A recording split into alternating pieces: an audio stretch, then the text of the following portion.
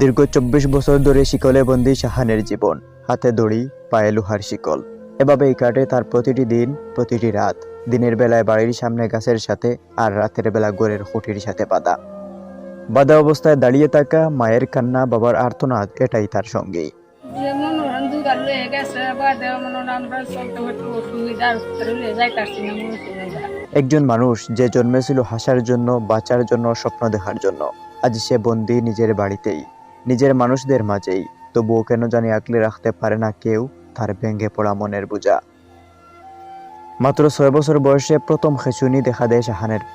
পরে খিঁচুনি কমে যায়, কিন্তু আর ফিরে আসে না তার স্বাভাবিক অবস্থা। ছোট্ট সেই শিশুটা ধীরে ধীরে হারিয়ে যায় অন্ধকারে। বাস্তবের বারে চুপসে যায় তার শৈশব, তার স্বপ্ন, তার পুরো জীবন। এখন ২৪ ঘন্টায় বন্দী অবস্থায় দিন কাটাতে হচ্ছে, কারণ তাকে এক মুহূর্তের জন্য খোলা রাখতে ভয় পায় তার পরিবার। সে নিজেকে আঘাত করে, পরিবারের মানুষকে আঘাত করে, এমনকি প্রতিবেশীকেও। আরো বেড়াই চুলে ৪ জন লাগে ধরে নিলে মারে না কেউ রে, পুলা আনালে পুলা আনতে মারে, আমরা প্রতিবেশীরও মারে, সবারই মারে তারে, আব্বারে মারে, আম্মারে মারে। মা বাবা চান উন্নত চিকিৎসা দিতে, চান যে ছেলে স্বাভাবিক জীবনে ফিরুক, আবার তাদের ডাকুক, আবার একটুখানি হেসে উঠুক। কিন্তু দারিদ্র্য সব স্বপ্ন ভেঙে দিয়েছে।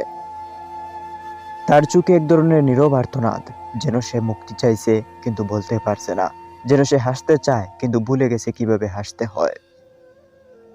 সমাজের অনেকেই জানেন না মানসিক অসুস্থতা কোনো অপরাধ নয়, তবুও রোগীরা হয় সবচেয়ে বেশি অবহেলিত।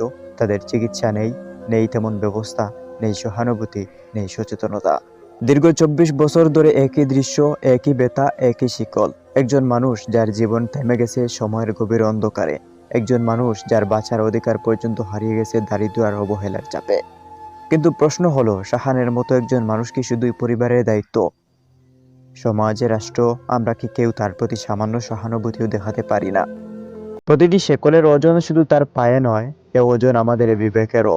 যে সমাজে একজন মানুষ ২৪ বছর ধরে শিকলে বন্দী থাকে, সেই সমাজের স্বাধীনতা কতটা মূল্যবান।